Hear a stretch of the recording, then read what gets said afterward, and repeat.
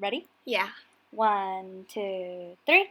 Something traumatic happened in my life check. Hi guys, and welcome to our story time.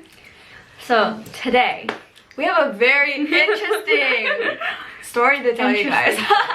So let's just quick wrap on how the day began. We were all really hungry and we were going to go eat some sushi in Vacaville. We went to Fuji's and Shout out to Fuji's for having their great quarantine deals. 40% off everything. We also got some ice cream. Shout out to the cute Fenton's worker who always gives a lot. And He then hooked it up. yeah, and then we were like, or you said something about SF, right, to Alex? Okay, so what happened was while I was going to the car with Alex, it was just us two, he asked me, so SF, and I said, you're not down. And I said, I'm down. And you're not. And he was just like, wait, maybe. And then he brought up the idea again after we all went eye shopping at Nordstrom Rack, and everyone was just like, yes, let's go. But again, he was really hesitant, but we drove, we looked it up, and it was only an hour away. Yeah. And yeah.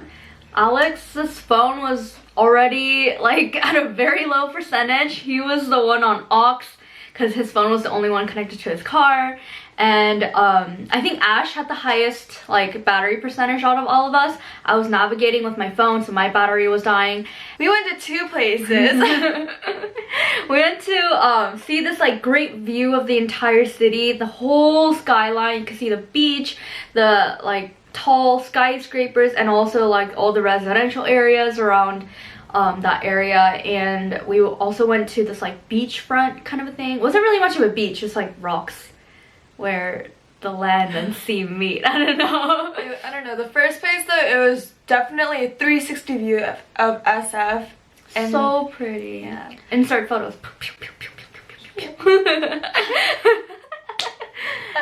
But if you do have a boyfriend or a girlfriend, I recommend going there. It's definitely a really nice place to walk, just to hang out, just to chill. So our story begins on the ride home. So mind you, SF is about an hour, maybe an hour and 20 depending on the traffic, hour 30 if it's really bad from Davis. So we drove a good 50 minutes to an hour, right? And honestly, I smelled something, but I thought someone just tooted or something, so I didn't say anything. And we noticed, or Alex notices because he's driving, that the car's really just bumpy, and it's hard to steer. That's what he was saying. Okay, I honestly thought that the burning rubber smell was the outside. I thought it was just you know how when you drive up to Davis, it's the cow smell. That's what I thought, driving down SF would smell like. So I didn't think of it much, but Cindy was the one who pointed it out. So I was like, oh, what the, so people do smell it around me, And you thought we were driving on the lane, and that's why the car was so bumpy. Yeah, so I was just like, Alex, what are you doing? Drive properly, I was shitting on his oh, sorry. No, you can say it. Yeah, so I was flaming his driving skills, which he is a very great driver. Shout out to Alex for just driving us everywhere. But then he was just like, oh, I don't think so. And so he moves to the other lane and merges. And he's just like, no, something's definitely wrong. So all of us wake up and then we're just panicking, right? So we go on the side and we're just like, shit, I think so our tire is flat. Yeah. And come to think of it, we came outside, the entire tire was slashed.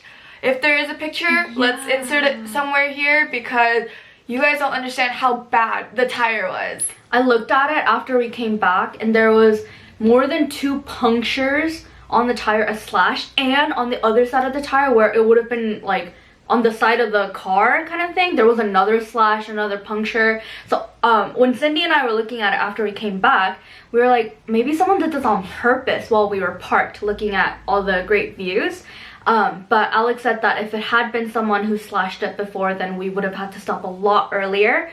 So we were about 20 minutes out, a little less than 20 minutes out from Davis, not too far from Dixon area. and we are pulled over at on the right side of the freeway. And you know, if you open your car door too much, then a car could have easily just like hit it, you know. So we were just like sitting there, we were trying to call for help.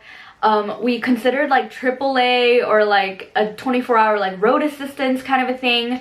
I ended up calling my brother, asking what we should do, and he said there should be a spare tire in the trunk, which gladly we found after thinking we didn't have a spare tire. Yeah. Alex, this guy did not know that he had a spare tire. And okay, like we didn't want to call AAA because Ashley mentioned that calling them at night would cost up to like over $1,000 easily. And obviously as college broke students, we don't have that kind of extra cash. Of course. So we were just like, okay, there has to be a different way. I tried calling Patrick, who ended up being in SoCal and could not help us. Oh, he was in SoCal? Yeah. That's why I hung up. I was like, oh, okay, bye. And then I called Joseph, who thankfully lives in a house full of guys, and his roommate, who I know has like repaired or like replaced his car tires every now and then, was there. I called them to ask if they could somehow like pick us up and help us replace with the spare tire, and thankfully he came. We're also thankful that we weren't too far from Davis. I think that was like a major for sure. For sure. So Jericho comes. Shout out to Jello. You know, you are the MVP. Of the Without night. you, we honestly, I think we would have been stuck there. Actually, yeah, because we would have to just like call so many other people, and it wouldn't have been a fun time. And who knows how long that would have taken. And remind you, all of our phones had probably like 15% battery left. Like, mine was at like 15 when I was calling everyone. Mine was dead. Alex's was dead too, and so he couldn't call, and he couldn't like look up any of his insurance information because his phone was dead. All we had was like everything in the glove compartments telling us what to do. And yeah, so when Jello came, he needed something called a tire lock, and none of us knew what that is, not even Alex.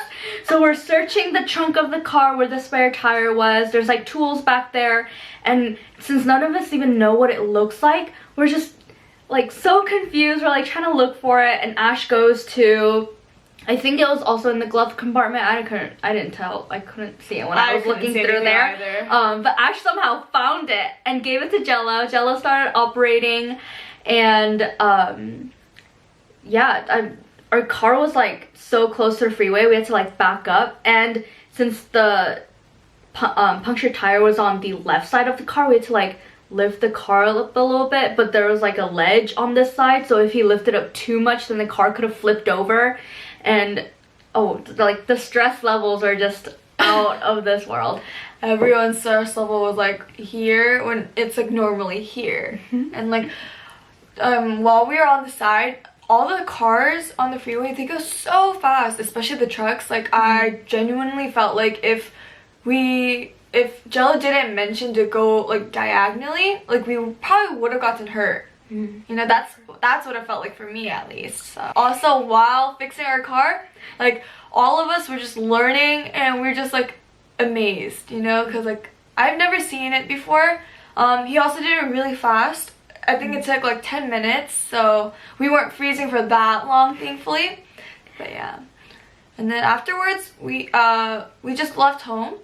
We just went back home, and we all just chilled after, and we were all kind of just having a really good time. We were just like, damn, did that really happen? Like, I think we all sat in Sandy's room, and we were just like, we're so lucky. Yeah, so this is a crazy story. We almost died. So yeah, if you guys do like more story times, then make sure you guys like, comment, and subscribe. And I will see you all in the next video. Bye!